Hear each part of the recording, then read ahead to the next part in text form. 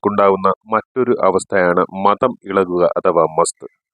ലൈംഗികത കൂടുന്ന കാലത്ത് ഇവയുടെ ശരീരത്തിലെ ടെസ്റ്റോസ്റ്റിറോൺ ഹോർമോണുകളുടെ അളവ് കൂടുകയും തലയുടെ ഇരുവശങ്ങളിലുമുള്ള ടെമ്പറൽ ഗ്രന്ഥികളിൽ നിന്ന് ടെബോറിൻ എന്ന കട്ടിയുള്ള ടാർ പോലുള്ള സ്രവം ഒഴുകുന്നു. മറ്റു സമയങ്ങളിൽ ആനകളുടെ ശാരീരിക അവസ്ഥയേക്കാൾ 60 മടങ്ങ് കൂടുതലായിരിക്കും ഈ സമയത്ത്. ഈ ടെസ്റ്റോസ്റ്റിറോൺ അളവ് ചിലപ്പോൾ 140 മടങ്ങ് വരെ വർദ്ധിച്ചേക്കാം. ഇത് പുറത്തേക്ക് ഒഴുകുമ്പോൾ ഇതിനെ മദപ്പാടായി കണക്കാക്കപ്പെടുന്നു. കാട്ടാനകൾ മദപ്പാട് സമയത്ത് മരങ്ങളിലും പാറക്കെട്ടുകളിലും തന്റെ ശരീരത്തിലെ മദദ്രവങ്ങൾ ഉരച്ചു തേച്ച് മറ്റുള്ള പെൺ ആനകളോട് ലൈംഗിക ആസക്തി പ്രകടിപ്പിക്കുന്നു.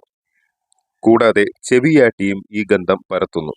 ലൈംഗിക ആസക്തി കൂടിയ ഈ അവസ്ഥയിൽ മറ്റുള്ള ആൺ ആനകൾ ഒഴിഞ്ഞു പോകാനും ഇങ്ങനെ ചെയ്യാറുണ്ട്. സൗഹൃദം പ്രകടിപ്പിക്കാനും മരച്ചില്ലകൾ ഓടിക്കാനും ആനകൾ തന്റെ തുമ്പിക്കൈ ഉപയോഗിക്കുന്നു. ആണാനകൾ തന്റെ കൊമ്പുകൾ മരച്ചില്ലകൾ കുത്തിമറിക്കാനും പരസ്പര പോരാട്ടം നടത്താനും കൊമ്പുകൾ ഉപയോഗിക്കും.